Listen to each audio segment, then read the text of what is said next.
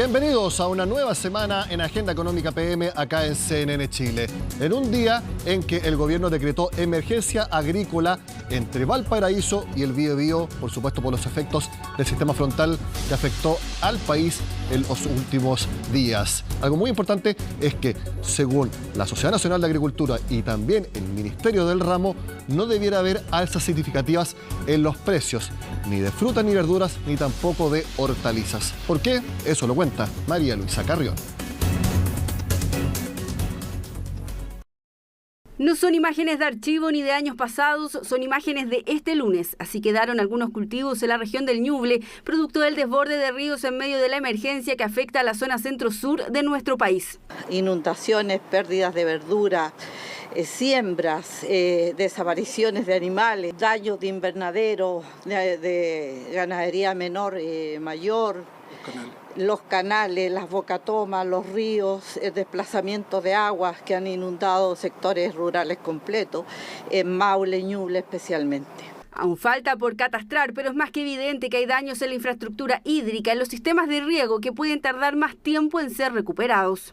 Hay un daño importante en la infraestructura extrapredial de riego, tanto por embanques, porque ingresó sedimento y hoy los canales están con barro, y por otro lado en las captaciones de los canales y de los tranques, por la crecida del río mismo se destruyeron bastantes captaciones, más de 100 canales tenemos con daños y más de, hasta el momento con la información que hemos podido recabar de las organizaciones de canalistas de regantes, tenemos más de 300.000 hectáreas que pudieran quedar desabastecidas de agua de riego al inicio de la temporada si no hacemos los arreglos correspondientes. Por eso se firmó este martes el documento que declara emergencia agrícola desde la región de Valparaíso al Biobío. El objetivo es poder tener recursos y facilidades para ir, por ejemplo, en ayuda de agricultores que no tienen cómo dar alimento a sus animales. El decreto de emergencia lo que facilita es una bajada administrativa más sencilla de movilización de recursos, de personal, de distintos instrumentos que tenemos para poder atender a las familias afectadas, trabajar con ellas lo antes posible. Eso es.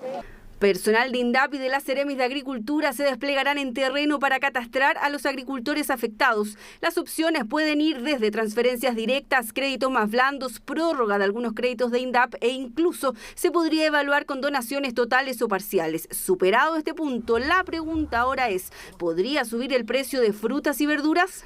Hubo dos visiones, de que va a haber afectación y que va a ser más pequeña.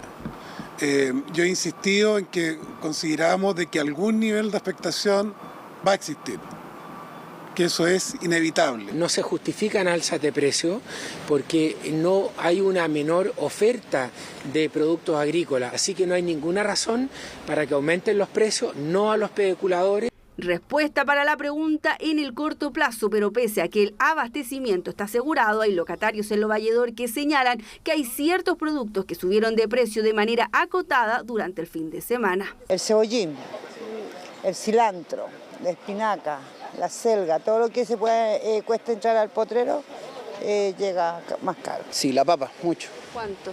De 10, 12 que valían están a 20, 17. ¿Saco de cuánto? 25 kilos alrededor. Y la papa fue uno de los productos que más dolió entre quienes llegaban a comprar papas, que por lo demás llegaron así a Lo Valledor, llenas de barro. Sí, es lo que más molesta porque la papa se ocupa para todo. La compraba 12.000 pesos y ahora está a 17. Entonces ya es demasiado. Yo sé por lo que me han dicho acá que la lluvia es lo que empeora todo. Hay cosas que han subido y otras que han bajado, como el brócoli, repollo.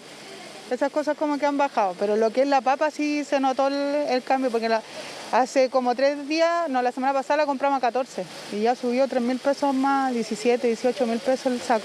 Y aunque hay consenso en que ahora no debería haber aumento de precios, la incertidumbre para el futuro es cierta, porque aún no hay un catastro definitivo de los daños. Hay algunos cultivos, por ejemplo, almácigo de cebolla, almácigo de hortaliza, se perdió. Eso es para, la cebolla viene para plantar en septiembre y para cosechar el próximo año, para el año 24, para cosechar en los meses de marzo, abril. Esos almácigos se perdieron. Entonces, volver a hacer un almácigo, volver a preparar suelo, eso va a demorar mucho. Los suelos que están saturados con sedimento o con barro volver a meterse al suelo que esté en condiciones puede pasar un mes fácil y eso a lo largo del cultivo te va a atrasar mucho, o puede llegar tarde o puede ser que ya no es necesario ponerlo porque va a llegar fuera de temporada. Todos los actores concuerdan en que será un año complicado, pero que hay que ser prudentes en cuanto a los vaticinios. Aún falta mucho por cuantificar, catastrar y recorrer para saber el daño certero que causó y está causando el sistema frontal en la agricultura. Cambiamos de tema y les cuento que este martes partió una nueva versión del Chile Day en Nueva York y en Toronto. Si bien el ministro de Hacienda está centrado en esa actividad, tuvo tiempo para mandar una carta en respuesta a la CPC, que recordemos hace algunos días manifestó públicamente que para la reforma tributaria o pacto fiscal que se viene, ellos no creen conveniente que se suba el impuesto tanto a las empresas como también en otros segmentos. Algo similar dijo acá en Agenda Económica luego de la cuenta pública del presidente Gabriel Boric, y lo dijo el presidente de la CPC, Ricardo Mebes. Bueno, hubo respuesta por parte del ministro de Hacienda. Veamos qué fue lo que dijo. Estos son los párrafos principales de la carta dirigida a Ricardo Mebes. En la opinión del gobierno, el potencial de generación de mayores ingresos fiscales a través del crecimiento y ganancias de eficiencia no es suficiente para financiar dichos gastos en las magnitudes y plazos requeridos. Esa es la parte más importante de la carta, que no basta solamente con un crecimiento para los mayores ingresos que necesita para gasto social el Estado. Por eso Mario Marcel cree que es necesario que se complemente con una reforma tributaria cuya magnitud y contenido debería resultar del mismo proceso de diálogo en torno al pacto fiscal, y en eso lamentan la negativa de la CPC a discutir estas materias, que les recuerdo, lo que la CPC dijo que no estima conveniente es que dentro del pacto fiscal se incluya subir impuestos. Vamos a la última parte de la carta que envió el gobierno a la CPC. Ellos esperan que la negativa a discutir aumentos de impuestos a las empresas no impida que la CPC conozca, opine y haga sugerencias respecto de la creación de incentivos tributarios a la inversión, la formalización y la productividad, además de modificaciones a la tributación a los altos ingresos personales, la reducción de exenciones y también a que se eliminen requisitos legales que facilitan la elusión actual de impuestos. Ahí está entonces la respuesta del gobierno a la declaración de la CPC. Cambiamos de tema y les cuento que el dólar se mantiene en torno a los 800 pesos. Llegó a estar incluso más o menos 794, pero luego subió este martes. Hablamos al respecto en nuestro análisis de todas las semanas con XTV, en el contacto con Gabriel Sestao, economista senior, a quien vemos en pantalla. Gabriel, gracias por estar con nosotros. Hola Nicolás, un gusto estar con ustedes también. Gabriel, me imagino que los movimientos del tipo de cambio siguen siendo afectados por dos bancos centrales, principalmente el de Estados Unidos y también el de Chile, con sus propias decisiones de la política monetaria.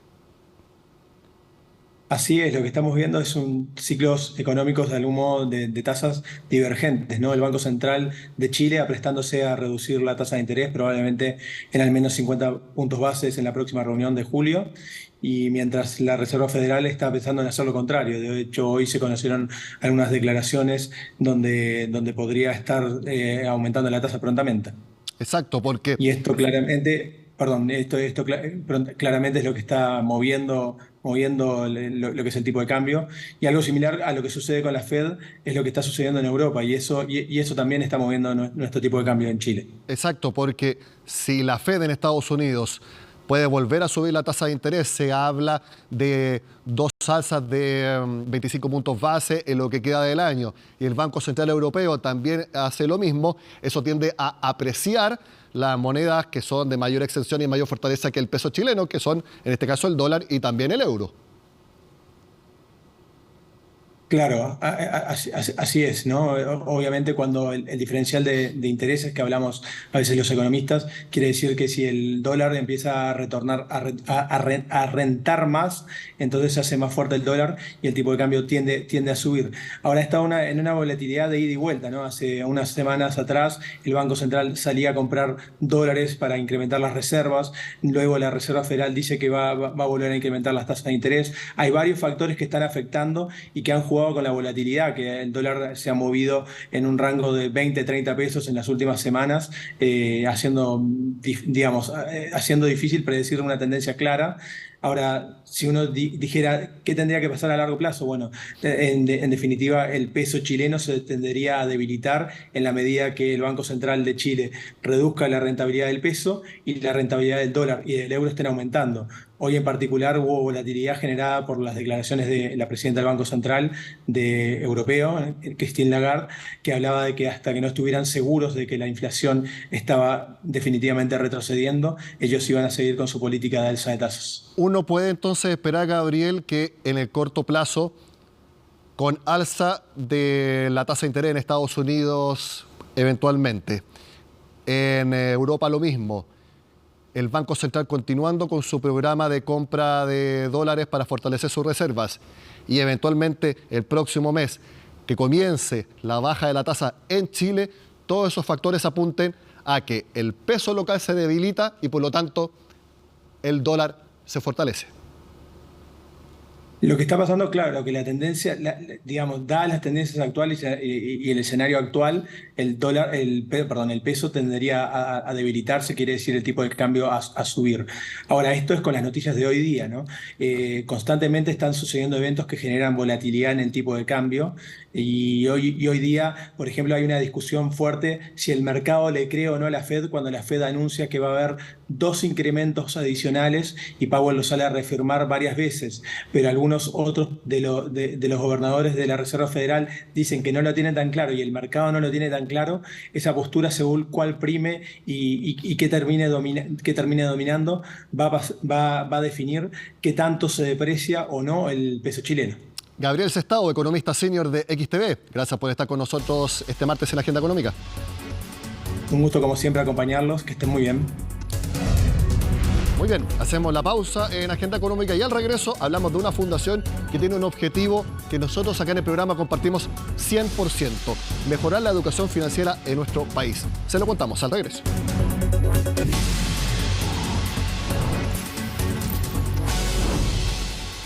Mejorar la educación financiera en Chile es un desafío que nosotros tenemos personalmente acá en Agenda Económica y en CNN Chile. Sabemos que hay muchos más que comparten ese desafío.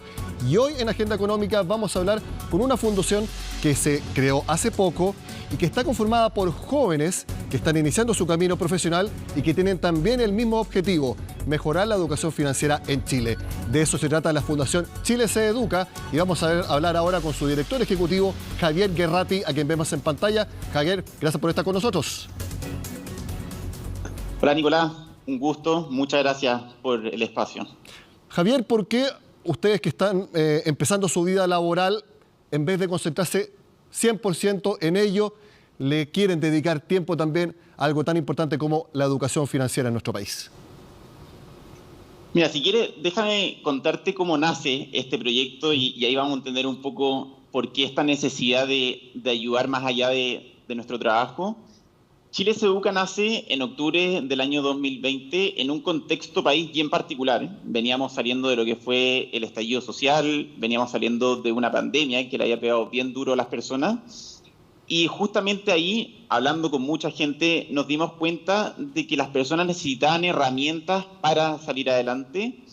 Y ahí, junto a un grupo de compañeros de la universidad, vimos cómo podíamos ayudar con las herramientas y el conocimiento que habíamos aprendido en la universidad a la gente que más lo necesitaba en ese minuto. ¿Y cómo fue la forma que ideamos esto? Fue explicar algo que muchas veces suena complejo, las finanzas, de forma simple y sencilla, con peras y manzanas, para poder educar a la gente. ¿Y qué fue lo primero que empezaron a compartir con las personas? ¿Cómo funciona un interés? Porque es algo que las personas van a tener que enfrentarse sí o sí en algún momento. Sí, ¿cómo partimos? Estábamos todavía saliendo de la pandemia, no estábamos totalmente liberados, entonces partimos por las redes sociales. Partimos creando contenido que ayudaba a la gente en temáticas de cómo ahorrar, cómo invertir, cómo tomar ciertas precauciones con las deudas, cómo hacer un presupuesto familiar. Y así poco a poco fuimos enganchando con la gente para ir construyendo una comunidad que se ayudara en términos de educación financiera. Y hoy en día hemos ido creciendo bastante esta comunidad, hemos llegado a más de 60.000 personas actualmente. Y 60.000 me imagino que de todos los estratos sociales, porque algo muy claro es que la educación financiera no es que sea solamente para un cierto grupo socioeconómico. Yo creo que es en todos los ámbitos y en todos los estratos donde la educación financiera es algo que falta bastante. Totalmente, Nicolás, estoy muy de acuerdo con lo que dice. Uno tiende a creer que la educación financiera es solo necesario para los estratos más bajos. Claro. Pero la verdad que la complejidad de la educación financiera se vive a nivel de todos los estratos, porque tener ingresos no necesariamente quiere decir que tengo una buena educación financiera. Yo puedo tener ingresos muy altos, pero no saber cómo administrarlo y por ende terminar en una situación financiera complicada a pesar de tener ingresos altos. Y es por eso que nuestro objetivo como fundación no es solo educar a la gente que tiene bajos ingresos, sino que más bien educar a la gente que tiene un conocimiento de educación financiera medio o bajo. Y lo hacen a través de tips, a través de consejos, dependiendo del momento económico, por ejemplo, para tomar una buena decisión de inversión, o hacen conocimientos más generales, por ejemplo, que se pueden enseñar en introducción a la macroeconomía, que se hace en cualquier carrera, por ejemplo, ingeniería comercial u otro tipo de ingeniería. Ahí es importante hacer una distinción porque nosotros no tomamos decisiones por las personas, a diferencia de otra gente que se dedica a asesorarlos, en particular con qué decisión de inversión tomar. Nosotros lo que apuntamos es educar a la gente para que esas personas puedan tomar la mejor decisión y nosotros darles las herramientas. Al final nosotros queremos enriquecer a las personas y empoderarlas para que ellas sean las que tomen su decisión. Y acá es importante hacer la distinción porque mucha gente tiende a dar pautas de lo óptimo es seguir tal camino, lo óptimo en este minuto es entrar a la renta fija, y todo eso va variando mucho de acuerdo a la situación de cada persona. Cada persona tiene decisiones que son óptimas financieramente y no hay una receta universal que sirva para todas las personas. ¿Y el approach, el lenguaje que usan para hablar con las personas es del tipo de un texto de introducción a la macroeconomía que se enseña en el primer año de ingeniería comercial? Tratamos de hacerlo más sencillo que eso, la verdad. Okay. Y acá uno de los grandes desafíos, porque dentro del mundo de las finanzas se tienden a ocupar muchos tecnicismos, se tienden a ocupar palabras sofisticadas que justamente hacen ver las finanzas como que fuera algo muy, muy sofisticado y complejo. Nosotros tratamos de ocupar el lenguaje que usan en el día a día las personas. Nosotros no vamos a hablar de basis points, nosotros no vamos a hablar de renta fija y renta variable en ciertas situaciones, sino que vamos a hablar en cómo llegar a fin de mes. Vamos a hablar de cómo armar un presupuesto para que me alcance para el supermercado. Eso es algo bien relevante, que han habido otros esfuerzos en términos de educación financiera, pero que no van con un lenguaje simple y sencillo, que es una de las claves para penetrar con la educación financiera.